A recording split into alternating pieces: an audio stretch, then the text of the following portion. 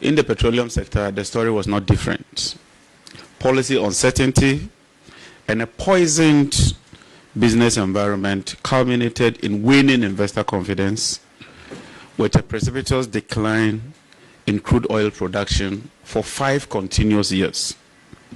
Indeed, from a peak of 71 million barrels in 2019, we continuously witnessed decline in crude production to a low level of 48 million. And so crude oil production had peaked at 71 million, but declined over the past 5 years to about 48 million barrels. This clearly showed that the sector was on a downward trend.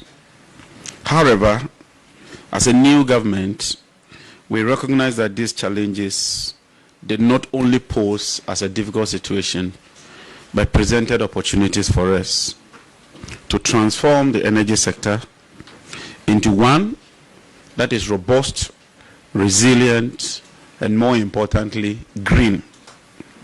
We immediately set about addressing these issues through a multi-pronged approach. Firstly, we took steps to deal with the short-term challenges by stabilizing the grid, as well as pursuing medium to long-term investments in generation, transmission, and distribution sector, whilst addressing petroleum sector-related challenges. Under the able leadership of His Excellency President John Dramani Mahama, we engage investors in the upstream sector and pursued reforms in the downstream sector to address the dwindling fortunes in our exploration and production drive, whilst bringing about overall efficiency in the downstream sector. I am happy today to announce to you, members of the press, that these policy interventions are beginning to show positive strides and positive trends. The government has taken decisive steps to reposition Ghana's energy sector as a reliable engine of economic growth, industrialization, and social development.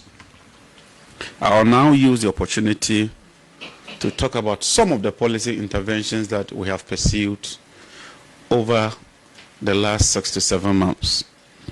As you may be aware, the mandate of the ministry has been expanded. It's no longer Ministry of Energy, but Ministry of Energy and Green Transitions, with a focus on shifting the nation's energy sector and economy towards sustainability and long-term economic growth underpinned by renewable energy. This includes promoting renewable energy sources such as solar, wind, biomass, mini hydros, and other new forms of renewable energy to ensure that we have a just and equitable transition to a low carbon future. In this regard, the ministry has launched the Ghana Scaling Up Renewable Energy Program, known as SREP, and we did this on 30th May 2025 at Lala. This project is funded with an 85 million grant from the African Development Bank, Climate Investment Fund, SECO, and the Government of Ghana.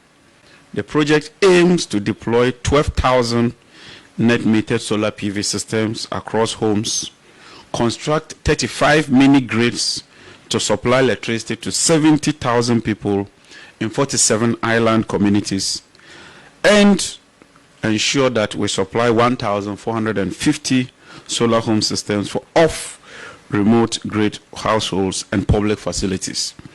The ministry is also facilitating the development of a 200 megawatt solar project at various locations across the country. In addition, a 25 megawatt floating solar plant is being built at the Bui power station to bring the total capacity to 30 megawatts, with the floaters being manufactured locally in line with our local content participation policy. The VRA is also developing a 30 megawatt floating solar facility at the Pong Hydro Reservoir and is being funded by KFW. What we are seeking to do is that we are deploying a lot of solar panels to feed into the grid. So daytime we will depend on these solar panels, then in the night we will switch to hydropower so that the hydro dams more or less become like battery storage. In that way, we can bring about longevity in terms of how we manage our hydro dams. As part of efforts to increase local content and local participation in the renewable energy sector, we've gone into partnership with the International Solar Alliance to train Ghanaians in solar energy technologies, and this will certainly create a lot of jobs. And we are also hosting the 7th Africa Regional Committee of the International Solar Alliance from 2nd to 4th September 2025 under my leadership as Vice President of the Alliance. And I encourage all of you to participate in this program. We are working very hard to also ensure that we realize the Renewable Energy Authority Act. We've made significant progress and we'll be going to Parliament for approval. To address the funding gap and to ensure that we achieve our objective, we have established a Renewable Energy and Green Transition Fund so that we can leverage on that fund to raise capital to invest massively in renewable energy. We are also working to ensure that we distribute 450,000 LPG cook stove to increase access to clean cooking in Ghana. Ladies and gentlemen, as part of our street lighting project, I'm happy to announce that we've commenced the installation of all-in-one solar street lights. We intend to do 23,500 units covering a distance of 700 kilometers so that gradually we can take solar as the main focus and move our street lights away from the grid. The street lights depend largely on the grid, and unfortunately these street lights come on during the peak period. The difference between the peak period and the off-peak period can range around 400 to 600 megawatts. And these street lights alone accounts for more than 200 megawatts. And so if we can take them off and put them on solar systems, it means that we'll be shaving off about 200 to 300 megawatts, and that will contribute significantly towards efficiency in the sector. We are working very hard to also bring some departments, agencies, and government schools and clinics on board by installing solar rooftops. And if we do that, it means that we'll also be bringing about efficiency and reducing the electricity bills of these institutions. A couple of weeks ago, we launched our EV promotion program so that these EV vehicles would depend on solar for charging. I commissioned the first one at the Energy Commission, and as part of government efforts, we are importing the first EV vehicles for government agencies. So very soon you will see ministers driving EV vehicles. We'll roll it out to other departments, and heads of agencies, some of who are here, would be driving EV vehicles powered by solar power.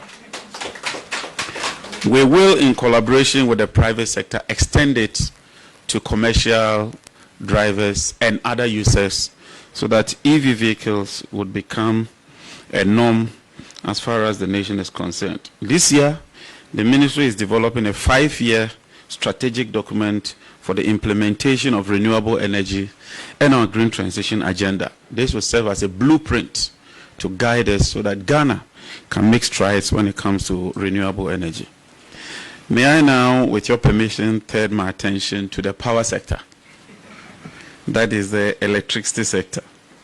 Ladies and gentlemen of the press, we can confidently say that Ghana's energy sector is indeed showing signs of stabilization and improvement, driven by ongoing reforms aimed at addressing both technical and financial challenges, as well as modernizing infrastructure. The persistent and erratic power outages that had plagued the country when we assumed office during the beginning of the year has witnessed a remarkable improvement and reliable supply of power. And you can attest to the fact that we are now experiencing reliable, uninterruptible supply of power. This Sunday, when we were undertaking the upgrading of the ENI facility to increase gas production, some people went to town and christened that Sunday as National Doomsday Day. Fortunately, through the collaborative effort with all the stakeholders and our technical team, we're able to conduct that operation successfully without switching even 1 megawatt off. And when I went to social media, some people said they were very disappointed. Others said that the Honorable Minister had forgotten that he has to switch the lights off. It all attests to the importance of electricity, and we'll do everything we can to ensure that we build on the gains we've made and consolidate the gains we've made. As you may recall, I directed a comprehensive program towards reducing the incidence of unplanned outages because it was becoming too much. This program involved patrolling and mapping overhead line feeders, identifying construction defects and interference from structures such as buildings, billboards, vegetation, as well as those from rainfall. We identified most of these defective equipment and lines and have been working on them aggressively. And I want to commend ECG under the leadership of Engineer Pekwena for the tremendous work they've done so far. They've constituted 4 gangs alone for Accra, working on a 24-hour shift in line with the President's vision. And when we identify a problem, they're swiftly moving to address those challenges. To add to that, they've procured about 200 new critical transformers to beef up the distribution system to ensure that we reduce the outages. The current stability of the distribution network is due in part to some of these initiatives and policy interventions that we have put in place. We are also working with ECG to rationalize all the contracts. Indeed, if you compare this year to last year in terms of expenditure, we are spending about 30% or 40% of what was spent in 2024 when it comes to procurement. And we are achieving better results with value for money and ensuring that we adhere to strict procurement procedures and processes. And I'm very happy that we are bringing about all this efficiency in the sector because the gains we make would be transferred to the ordinary consumer. I can assure you that we are not going to witness the kind of procurements we witnessed over the years. And as minister, I take full responsibility to ensure that they adhere strictly to some of these measures. So far, 347 supply contracts that have failed to deliver goods within the specific areas are up for review. The goods in these containers were not part of the materials locked up at the ports. These are new containers coming up following procurements that were undertaken previously. They are yet to be delivered. The ECG board has approved the outright termination of 202 of these contracts. The total value of these contracts is estimated at 227 million United States dollars, 1.17 million pounds, 4.08 million euros. The remainder of the 145 contracts are being subjected to additional strict scrutiny and may be terminated depending on the findings. We are determined to ensure that we clean the sector. The ministry has also signed some KPIs with management, and management has also signed KPIs with the regional office and will hold them to account. We are implementing a new billing system, and we've done that in record 3 months. When we assumed office, we realized that the billing system was not fit for purpose. There were a lot of irregularities, and I'm happy to note that the ECG has successfully transitioned to a new billing system they call Zeus. And all other commercial operations have been restored as I speak. ECG has also taken advantage of the transition to enhance its billing system to ensure that they produce commercial processes in its entirety. To bring about efficiency and compliance, in February 2025, I directed that ECG fully complies with the cash waterfall mechanism. I also directed that they operate a single holding account, and also directed that that account should be opened with the Ghana Commercial Bank, a state-owned bank. I'm happy to announce that all that has been complied with. This is ensuring that so far there's constant flow of cash to electricity generators, fuel suppliers, gridco, VRA, and all the other power sector players. This has also contributed largely to the stable power that we currently experience. The mechanism puts in place to ensure that there's some minimum guarantee when it comes to payments to the IPPs. And if you check this year as against last year, by the middle of the year, we've paid to IPPs an amount far exceeding what was paid to IPPs the whole of last year. And so in the first 6 months, the amount paid exceed what was paid the whole of last year. And it's because of the prudence and the stringent measures that we've put in place. We are not out of the woods in its entirety, but at least we are seeing significant progress. And if we continue on this trajectory, I'm confident that this sector will see real improvement. Under the instructions of His Excellency the President, I've been directed to review the cash waterfall mechanism allocation to increase efficiency, transparency, and equity in its operations. We are making some additional savings, and we want to ensure that those savings are applied in a judicious and efficient manner to bring about overall efficiency in the sector. I'm happy to note that as a result of these policy interventions, ECG's monthly revenues is witnessing some significant increase. This increase represents about 47.3% increment as compared to same period last year.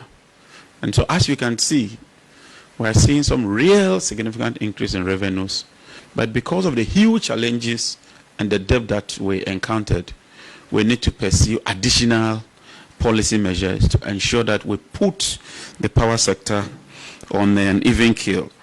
We are also working very hard to increase rural electrification. So far, we've connected 63 communities, and we are launching a massive rural electrification project to ensure that we achieve universal access to electricity by the end of 2028. To ensure that we increase the revenues and also bring about efficiency, Cabinet has approved the private sector participation in ECG's distribution network. And let me put on record, we are not selling ECG. What we are seeking to do is to involve the private sector, particularly in the billing and collection sector. And I encourage Ghanaians to take a keen interest in this. We have good Ghanaian entrepreneurs, good Ghanaian businessmen. This is an opportunity for you. Get involved and help us to bring about improvement in the sector. Ladies and gentlemen, as part of further measures, we've gone to Parliament to seek approval to restrain government from procuring IPPs in a direct negotiation. So now if we want power from IPPs, we have to advertise.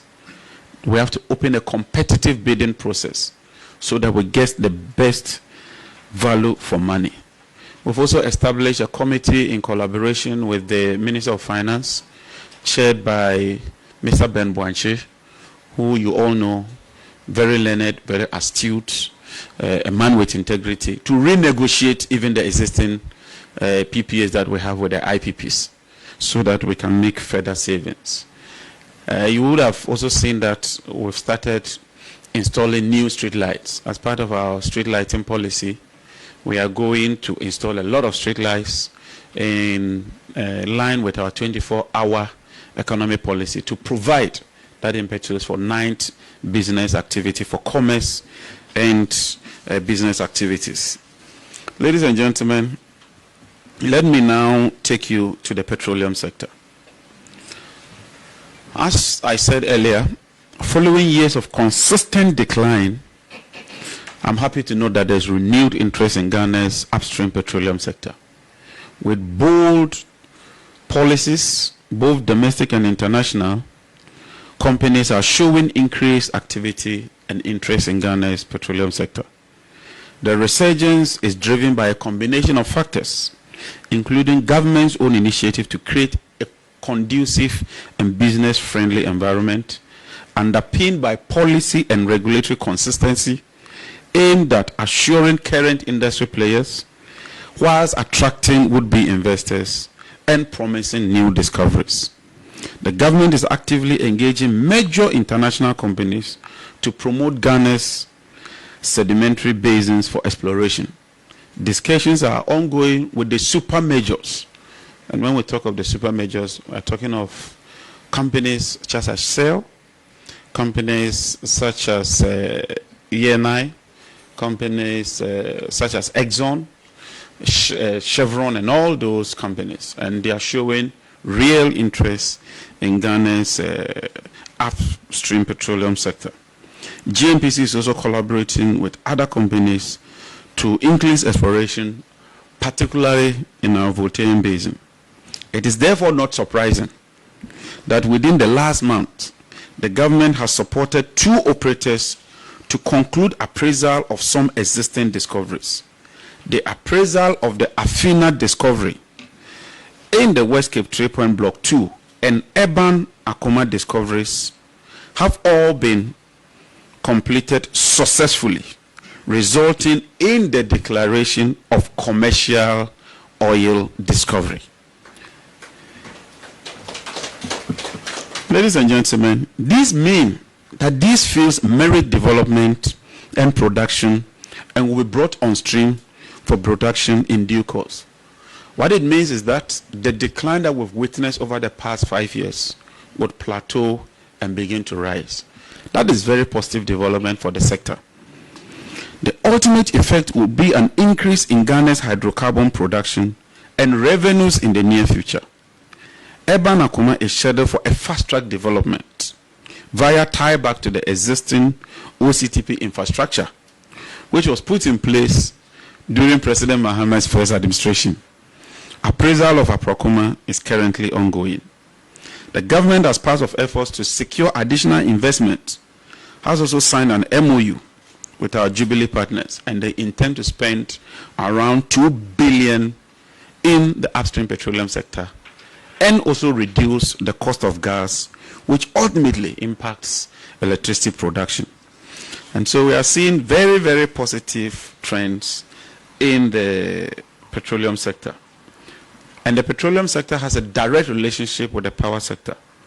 And so far, since assuming office for the past 6 months, we've been able to stabilize fuel supply for power plants and ensure consistent supply of electricity. We successfully increased gas from N-gas from the 80 mm scarf that we inherited to 100 mm scarf. We've also increased ENI supply from 245 mm scarf to 270 mm scarf.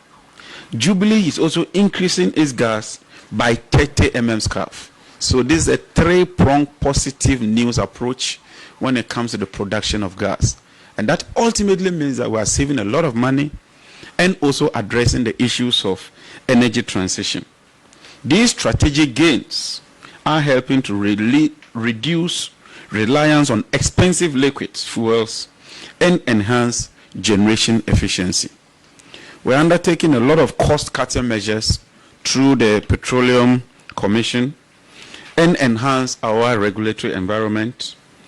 We are also undertaking some fiscal regime reforms. We've constituted a committee to take a second look at our entire upstream fiscal regime so that we can be competitive as compared to our neighbors. Côte d'Ivoire is fast overtaking us. And as a neighbor, if we don't get our act well and begin to make progress, we may lose out even as we go through the energy transition. We are also promoting local content, and we'll put Ghanaians at the forefront of what we do when it comes to the upstream petroleum sector. In the downstream sector, the thermal oil refinery, unfortunately, has been left to rot without any significant improvement over the last few years. The turnaround maintenance team has been commissioned under the leadership of the current management to ensure that we bring the refinery back on stream. As of December 2024, the refinery's debt stock stood at $517 million. When the previous administration took over, the debt was $350. And so almost $200 million of fresh debt has been added to the depth stock of the thermal oil refinery. As if that is not enough, the refinery has not published its audited account since 2019. We've since engaged auditors to conduct this audit and present same to SIGA and government for action. The new management, under the leadership of His Excellency President Mahama, is relying on its own IGF for the refinery startup. And I encourage the current administration and management to give of their best. When it comes to gas, the implementation committee for the second gas processing plant has concluded its initial work and presented its final report to the steering committee at the Ministry of Energy and Green Transition. The submission represents a significant milestone towards Ghana's quest to build a second gas processing plant. And so far I can assure you that we are making very, very good progress. In a few months' time, we shall roll out a roadmap, and you would appreciate what we are doing in order to construct a second gas processing plant. Our ultimate aim is to transition towards a gas to power era so that most of our thermal plants would run on gas, and then we can supply domestic gas through our own sources. Ghana Gas is doing about 45%. We've also repositioned Ghana Gas, directed them to cut a lot of cost and refocus on their core mandate. Over the past 8 years, Ghana Gas has not added even 1 kilometer of pipeline to the infrastructure they inherited from us. I have told them that is unacceptable. And let me make it clear to Ghana Gas, as minister, I would have to crack the whip and ensure that you focus on your core mandate and spend your revenues on areas that will benefit the Republic of Ghana. And I intend to do exactly that. We are also focused on the Ghana cylinder because we believe that we can manufacture and produce all our cylinders domestically. The company's machinery dates back to 1998 and has become somewhat obsolete. The retooling process that we have started is expected to enhance capacity, reduce waste, and align Ghana Cylinder Manufacturing Company with international production standards. On this note, let me commend and congratulate Ghana Gas for the amount they've released to Ghana Cylinder so far. We are working with Ghana Commercial Bank to raise a facility to retool and revamp Ghana Cylinder Manufacturing. And we are coming out with a local content policy which would insist that all such cylinders ought to be procured here in Ghana. Once we have that capacity, we have to procure those cylinders and put Ghana Cylinder on the path of recovery. I'm happy to announce that in the downstream sector, we've received a report of the Petroleum Downstream Sector Reform Committee. We are reviewing the downstream as well to align with current trends. And very soon we shall go to Cabinet and Parliament with a new NPA Act. Let me also commend the Bulk Oil Storage and Transportation Company for the efficiency they've brought into the company so far. I'm beginning to see very positive trends. We are already working with Burkina to ensure that we extend a pipeline from Ghana to Burkina so that we become the main hub for Burkina to uplift its products. BOSS is also working very well to ensure that we improve on our strategic stock. And I commend the MD and his deputy for showing leadership and demonstrating competence when it comes to BOSS. To end it, I want to also thank the Petroleum Hub. So far, they are doing very well. They've embarked on some investment drive. We want the Petroleum Hub to anchor our petroleum sector, both upstream and downstream, and attract investments so they can help us in what we're doing to reposition Ghana as the main hub for the West African sub-region. I know that we have commenced export of power to Burkina, to Togo, to Benin, and even to Cote d'Ivoire. That's a positive trajectory. We'll continue on that. To conclude, distinguished guests, esteemed colleagues, and fellow citizens, as we reflect on the past 7 months, I am filled with a sense of optimism for the future of our energy sector. Together, we've made significant strides, and I'm proud to share our achievements. Firstly, we've stabilized our power supply, This has been a critical undertaking. I'm pleased to report that we've made considerable progress. We've worked tirelessly to ensure a consistent and reliable energy supply for all citizens. Secondly, we focused on increasing our petroleum reserves and promoting local content. Our efforts, as I've stated, has begun to yield positive results. We are committed to building a business-friendly environment. We are working with Springfield. We are working with ENI. So far, as you may be aware, the unitization debacle, we've resolved it. We are also working with Talo to settle our issues out of court. We are in arbitration. We lost the first case. We don't want to get to the second level. We believe that we can sit around the table and resolve our differences amicably. On the ECG containers, I have received approval from the Chief of Staff, and just this morning, I had a very fruitful meeting with the Minister of Finance. All the containers that have been identified so far, we are constituting a task force led by the Deputy Minister of Energy, with Customs, with GRA, with National Security, and all the relevant agencies, ECG, on board that committee. We intend to establish a custom-bonded warehouse where we'd evacuate all the containers to that custom-bonded warehouse, take all the stock and reconcile with all the figures to determine the exact amount of containers that have been retrieved. We'd also go through Cabinet to Parliament for approval to exempt taxation on those containers, because there are some critical items in the containers. ECG will use some. The ministry would also leverage on some of the containers and embark on a massive intensification project when it comes to electricity expansion. It's not just rural extension of electricity. In the cities, some people, new developments, they do not have electricity. We cannot have all these containers stuck there whilst we spend the taxpayers' money to buy additional material. And so we are committed to a transparent, open process. And as Minister, I want to thank all my sector heads, all the agencies, and to thank my brother, the Honorable Felix Ofosu Kwache, for demonstrating leadership and providing us with this platform. I'm confident that we'll continue to build on these achievements for a brighter energy sector. Thank you very much, ladies and gentlemen.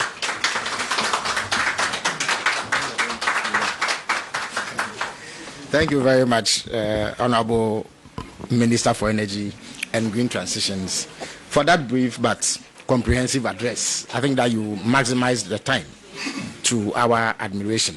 At this juncture, we would open the floor for questions. I know that there are many questions agitating your mind, but I need to spell out the rubric clearly. In order to save time and be able to admit as many questions as possible, I would ask that you limit yourself to questions that are relevant to the occasion, questions that relate to the presentation that has been made, or any other matters within the energy and green transition sector that may not have been broached. No lengthy preambles. Please go straight to your point so that we can take as many questions as possible. Please identify yourself and indicate which media organization you are representing. Yes, go ahead. Okay. Minister, thank you. My name is Abdul Haran Adam. I work with the EIB network. Minister, the last point you touched on, you said you are going to set up a task force, but on 29th of March 2025. A task force to do what exactly? To investigate the issue of the missing containers, but evacuate rather, sorry. Okay, so let me ask my question. 14 people were arrested and 10 of them were foreign nationals and 4 were Ghanaians. How far with prosecution of these individuals? Thank you. Thank you. All right. My name is Shadrach Odamejare, Metro TV. My question has to do with power theft, what the ministry is doing on power theft, as it's also hampered the work of ECG and other companies that are involved. And then on the smart meters from the previous government, they started installing some smart meters, and people have complained about how fast the supposed 1 week cards they have bought are able to last just 2 or 3 days. So I want to know if there is anything being done in that effect. Thank you. Thank you very much. My name is Patrick Asford Budu, Radio Gold, and I just want to find out from Honorable, one of the things that the past administration said was to decouple the hydro and the thermal assets of VRA, so that they will belong to different entities. I want to find out from him if he's still considering that particular move. Thank you. Thank you very much. Nabumi mwachi midindi ya krako fira ko XYZ broadcasting bacho mpempi no obehwe ne say ida se abang asye na se agency bi omuden nyina mekane aka omuntuaka ntu behwe na akoye enti no so kwan be na bang no orifa so se ne be ya ye benya se sika no so die free ho that's it we kwa pem no emu han papa ana pampacho ho ye ya akoso me pacho me question is say yeti PDS ani ye machine e okotwa da ye ho difference ben the honorable came any PDS in them. They were now new private participation now can ho asem no PPP now can yempe PDS biabiem and na afen so mesre to now say from 2019 omonye auditing no a criminal pacho mo ye ne den one shebe bia wo kase if pacho class media yo me that's it. So we'll take the last one for this section and then the minister would answer and we'll come back. My name is Kester Cruncher. I write for the Daily Graphic. So I wanted to know from the minister Shell's participation in the Peckham field. What's the viability of it and what does it bring to the sector? Repeat your question. Shell's participation in Peckham, the field. The president has been talking about it. Right. What's the viability of it and what does it bring to the sector? Also, I wanted to know how much of the energy sector debt that the government met has been paid. Which companies were the beneficiaries? Thirdly, Car Power was threatening to shut down operations. I want to know the negotiations that have been made so far. All right, thank you very much. So the minister would answer these 5 questions and then come back to take another set of questions. Thank you very much. On the prosecution of the missing containers, I know that the state agencies are pursuing it. I know that their caution statements have been taken, and the Attorney General is pursuing that. And I'm sure that when the Attorney General has his turn, he will throw more light on that. We have 2 issues to deal with. We want to retrieve almost all the containers, if not all. But those who were involved in all that, I hold a view, and I strongly hold that view, that the law should deal with them. And that is my position. It's as simple as that. On the issue of power theft, we've been working very hard with ECG and NEDCO. In fact, NEDCO, recently some of our staff were attacked when they went on their routine work to ensure that we recover revenue as much as we can. Because anytime you have 3 people consuming power and 1 does not pay, it means that 2 have to shoulder the burden for the other. And so it's in our own interest to ensure that we help these utilities to recover their revenues. And so let me use this opportunity to appeal to all the people in the NEDCO area in particular to collaborate with us. It is for the good of the country and it's to ensure that we're able to supply power. That ties into agencies. Cabinet approved a policy where all agencies, aside some critical agencies like hospitals, schools, the military and the police, they were not completely exempted. And let me clarify this. They are supposed to be put on post-payment meters. And then the Ministry of Finance will budget and pay for them. Any other agency must be on prepayment meter so that you can plan. So far it's working. It's not been easy, but we are making some progress. And I'm happy with the level of progress we are making. We have to continue. We have no choice than to do that.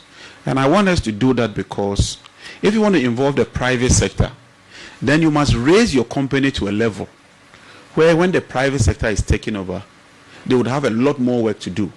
If we don't do that, what it means is that the private sector will just take over and tweak some few areas and begin to make millions out of us. And so far, what we are doing shows that we are making progress. And we are deploying the smart meters. The Minister of Finance is helping us. We haven't abandoned it. We needed to do some audits and do some rationalization because we saw a lot of inefficiency when it comes to the smart meters. And also to audit them so that the issues of the Usain Bolt smart meters are dealt with. The question on whether we intend to have a separate, whether we intend to split VRA. No, our vision, and if you read our manifesto, we rather want to merge VRA and Buidam so that we'll have 3 compartments or 3 entities under that holding company. A thermal company, so that you bring all the thermal assets and put it under one structure. A hydro company, bring all the hydro assets, put it under one structure. Then renewable, then you bring all the renewables and put it under one structure. We do not intend to sell these assets. We rather want to optimize. So if you bring all the hydro sector together, then they can talk among themselves, they can bring about efficiency, and they can reduce overall cost. So you have a holding company, and then you have these 3 entities, bodies, companies, or institutions, so they can work efficiently and then build capacity. Then PDS, no, we are not going for the PDS approach. The PDS was not a bad approach in terms of that private sector. The only bad thing was that some few greedy individuals decided to cannibalize the process and to sell the shares amongst themselves.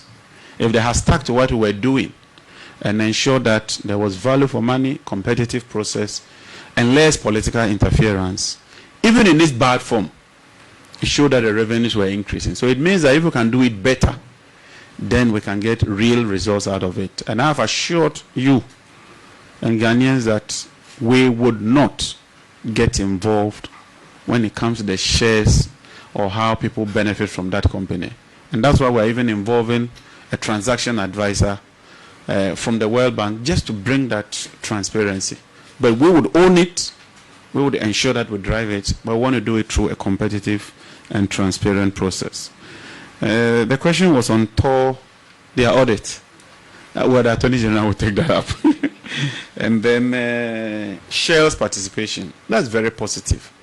I mean, the signal effect alone is very, very good. That you are hearing the super majors such as Shell, Exxon, Chevron, and all these big boys showing interest in Ghana.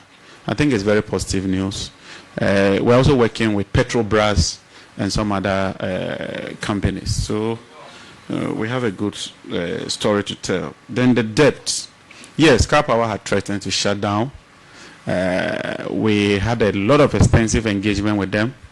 Under the leadership of His Excellency the President, we were able to raise some money to pay some portions of the debt, quite significant, and I can make that available to you. When we assumed office, ENI, the previous administration had drawn down the guarantee, which was 500 million, to almost zero. So far, we've restored about half of that. And we have a program with ENI and World Bank to restore the guarantee back to 500 million. When you do that, it gives you leverage and it makes your debt servicing much, much lower. Also, we are paying ENI and Talo. And then West African gas pipeline, the reverse flow. You no longer hear of them threatening to shut down. It's because we are paying them. So clearly, as far as I can tell, we are seeing some real improvement in the sector. We just have to continue on that trajectory. We'll take some tough decisions, but we'll appeal to Ghanaians to bear with us. These decisions are necessary to ensure that we bring that sector back on stream. Thank you. Thank you very much. So we'll proceed to take the second and final batch of questions. Komla Klisha, I work at TV3. You spoke about termination of contract at ECG. Are there potential judgment debts? Thank you very much. Thank you for the opportunity. I'm Makosi Aucha, work with City FM and Channel 1 TV.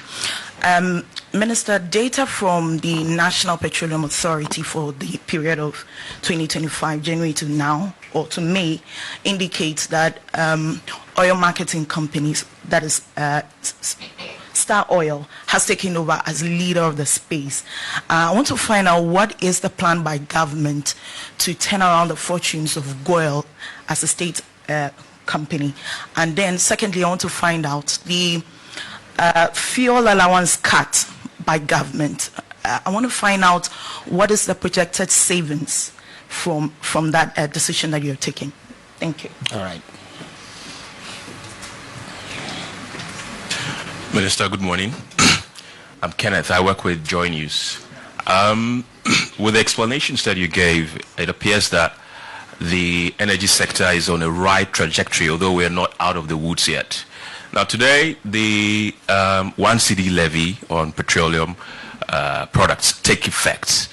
It was famously suspended because we were told of the Iran-Israel crisis.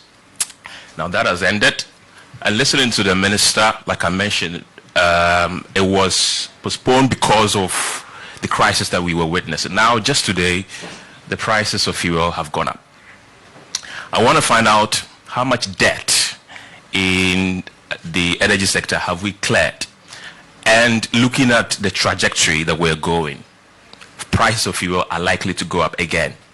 Is this 1 Ghana cedi levy on the energy sector here to stay, or will it get to a point where we say enough is enough, we've gotten enough revenue from it, so we're going to clear it? Thank you. In other words, you're asking if there's a sunset clause.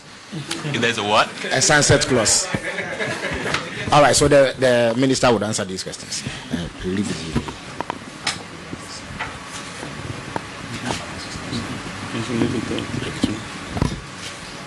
you. Okay, thank you very much. Termination of contracts, I've directed that they ought to be done in accordance with law, and they should follow due process. So if you were awarded a contract and you were told to deliver in 6 months, and it's about 8 months and you haven't delivered and you've shown no cause of ability to deliver, I'm not sure that you can hold the company to ransom.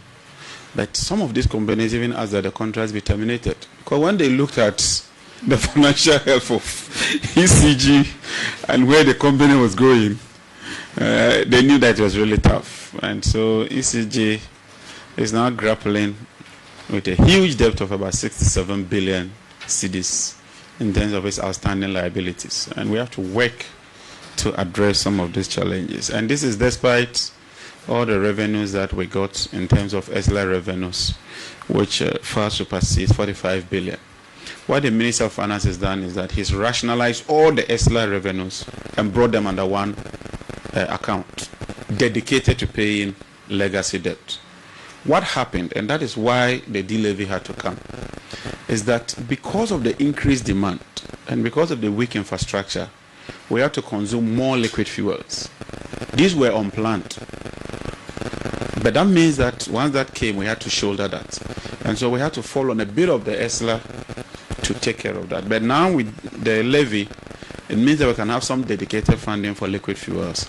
Then we can strictly apply the ESLA levies to deal with the legacy debt. And like I told you, if not for anything, the $500 million that was depleted in terms of the partial risk guarantee from the World Bank is being restored. ENI's bills are being paid and we are current. Talos bills are also being paid. Nigerian Gas, we paid them about $20 million, if my memory serves me right. WACP, West African Gas Pipeline, we paid them about $12 million initially. Now, because of the efficiency, we no longer go to the Minister of Finance to pay WACP. We intend that we won't go to the Minister of Finance to pay N-Gas. We intend that we'll be able to procure our own liquid fuels so that you can free the fiscal space for the Minister of Finance to deal with the legacy debt. So that is what I have to say when it comes to those legacy debts. Star Oil, to the best of my knowledge, is a Ghanaian company. And so we should encourage Star Oil to grow, just as we encourage Goil to grow. And we're undertaking some reforms, even in terms of government commitments and procurements in the sector, to ensure that we help Goil, but also help the other Ghanaian companies, because they also employ Ghanaians. Goil is a listed company. And so sometimes, even though government has about 80% of the shares, because it's a listed company, when we are directing them, sometimes I have to do it through BOST and the rest because of the issues. But I'm meeting them tomorrow. I'm meeting the Goil board tomorrow. Tuesday, I want to have a frank and open discussion with them. Their liabilities are quite huge, and it threatens the nation because fuel security is very important. If Goil goes down, you can imagine the impact on the economy. And so I've told them that I do not intend to take over the company, but I want to see how we can collaborate together so that we can turn around the fortunes of the company and put it on a positive trajectory. Fuel allowance, the president said we shouldn't take fuel allowance. The Minister of Finance does the payment, and so he's working with the Minister of information, and the Minister of Information will throw more light on that. The only thing I know is that all of us have to buy fuel on our own. So we are all shouldering the burden and showing commitment. The final one is when de-levy. What can I say? We'll keep monitoring. We're supposed to implement it. And as a responsible government, we thought that at that time, with the way the fuel prices were going up, if you add a de-levy, then you'll be taking a double knock. Yes, it's going up marginally today, but imagine if the world market prices were increasing the way they were, then you'll be taking a double effect. And we thought that in managing an economy, it's not like buying and selling. It's a prudent way. You do a balancing act in order to carry people along whilst raising revenue. And so we think that this is the time to do that, because we must also save the energy sector. And so I would appeal to Ghanaians to bear with us. It's a very tough decision, but it's a necessary decision that we have to take for the overall benefit of the economy. We'll keep monitoring.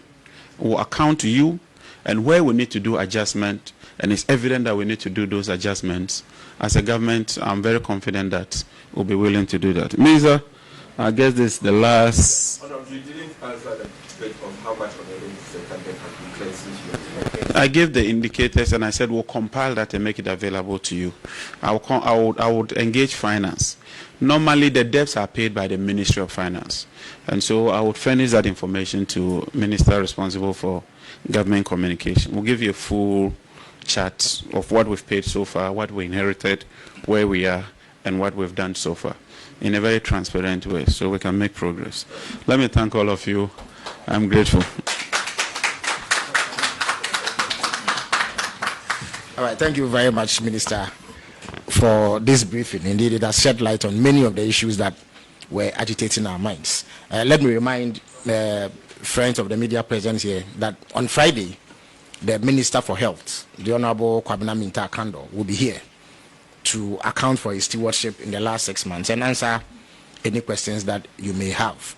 On Monday, the Minister for Defense will be here to show how he has proved Ghana against external aggression and how he has been able to oversee the affairs of the Defense Ministry.